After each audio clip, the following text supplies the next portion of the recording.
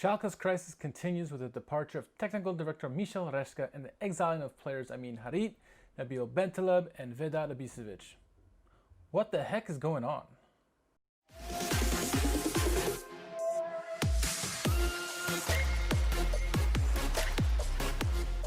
"2020 has been a tumultuous year for the Royal Blues, and the crisis at Schalke took another twist on Tuesday evening with the news that technical director Michel Reschke has left the club by mutual consent after relationships with the sporting director Jochen Schneider are said to have broken down. The club's sporting executive Jochen Schneider said in a statement that there had been different views over the sporting future of the club between the pair. Let's be honest, this partnership has been fractured for a long time now, and it finally hit the tipping point. Then, Wednesday, we find out about the suspension of Nabil Bentaleb, Amin Harit, and the contract termination of Vedat Ibisevic. Schneider, on Bentaleb's departure, he says, described the midfielder as unsuited for Schalke. There's no question that he's a great footballer, Schneider said, but we've established that Schalke and Nabil Bentaleb are not a good fit. No shit. This is not the first time Nabil Bentaleb is going to be suspended by the club. We weren't sure if this is something that was between Tedesco and Bentaleb in the past.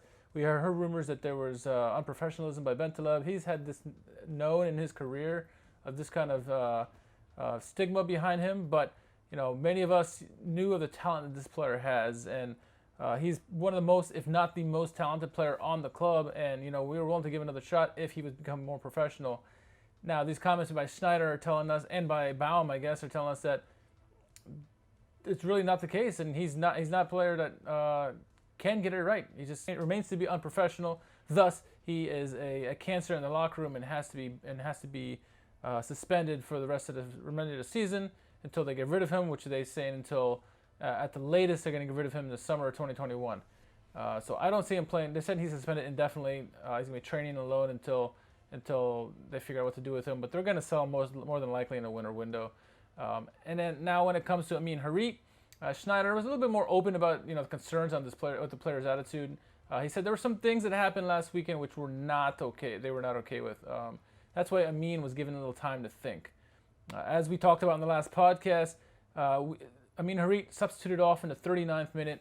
Very unorthodox, very, I don't know how to put it. It's disturbing, right? And we were very sure why, because he pretty much wasn't involved in the game at all. You didn't even know he was in the game until you heard about the substitution. I mean, he was involved offensively, defensively, not at all, not engaged whatsoever. You could see from his reaction in the game that he wasn't really into it for whatever reason. And as soon as he got substituted off, he went right into the locker room. And so we knew something was going to be up. We talked about this on the podcast, and it sounds like because of these actions, they're giving him time to think. They're making him. He's also been suspended indefinitely, and he's given time to train alone until he either shapes up or ships out. That seems to be the theme I'm getting behind all of this. Now let's turn over to Ibisevic, because that's another story. Schneider came out and said that both the club and Vedat Ibisevic expected his time at Schalke to take a different path. Schneider said that Ibisevic, from our perspective, Schalke's perspective, it makes sense to end our cooperation and to leave on good terms. I would like to make it clear that this decision had nothing to do with the emotional outburst in training last Sunday. That's something that can happen in football. Okay, while that is very true, the timing is very unique, right? They got in a fight the other day, and then all of a sudden, boom, he's gone. Not saying Nala's to blame. I'm not saying Ibisevic is not to blame either, but I don't know if there's growing concerns from Ibisevic saying he's not getting enough playing time. Maybe he expected to be a starter. I don't know what's going on.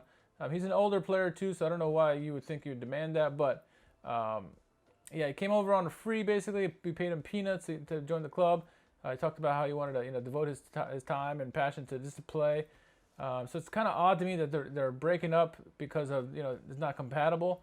I think it did have something to do with the fight, the quote unquote fight or verbal exchange or whatever.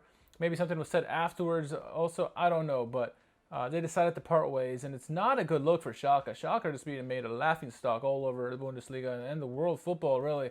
After all this stuff that's going on, enough was enough. The Ultras, Gelsenkirchen, one of the most vocal and well-organized Schalke fan groups and one of the largest ultra groups in Germany, criticized the club's supervisory board, its honorary board, its financial management, and the perceived abandonment of the club's values.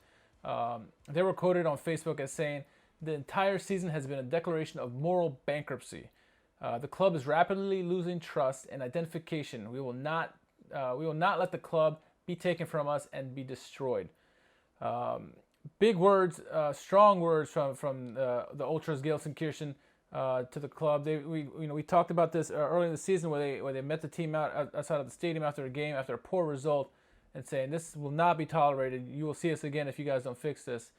We may be seeing the club may be seeing them sooner than later with those strong words, but it's troubling times with Schalke right now. I don't know what to make sense of the last 48 hours, much less 2020, but the last 48 hours have been really crazy.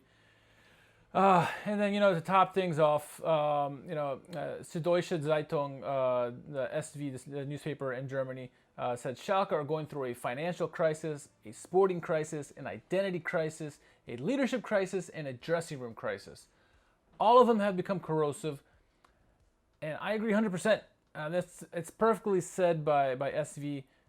That's exactly the situation at Schalke at the moment. It's trouble and disruption through every rank, anything you can think of with whatever group you want to talk about with Schalke. The only thing is Knappen-Schmiede and the U19s are the only ones that really you've heard nothing about. It's been good stuff there. They're playing well. But I mean, from the senior team, every facet of it seems to be in trouble, and I don't know what's going on. And just look at what the headline was in the kicker. It was the headline wrote, "Laughing stock Schalke. Where's the popcorn, please?" I don't find this funny one bit. Let's see what the next plot twist is. I don't know. If you haven't done so yet, please subscribe to the page. We very much appreciate it. Subscribe, like, leave comments. If you're not following us on Instagram or Twitter or Facebook, please give us a follow. Listen to our podcast. You're going to enjoy it. We're the only English Schalke podcast in the world. I'm Richard Carmen, and for Jack Mangan, we will see you on the next podcast or the next video. Hopefully no more shit hits the fan before our next podcast. Tschüss.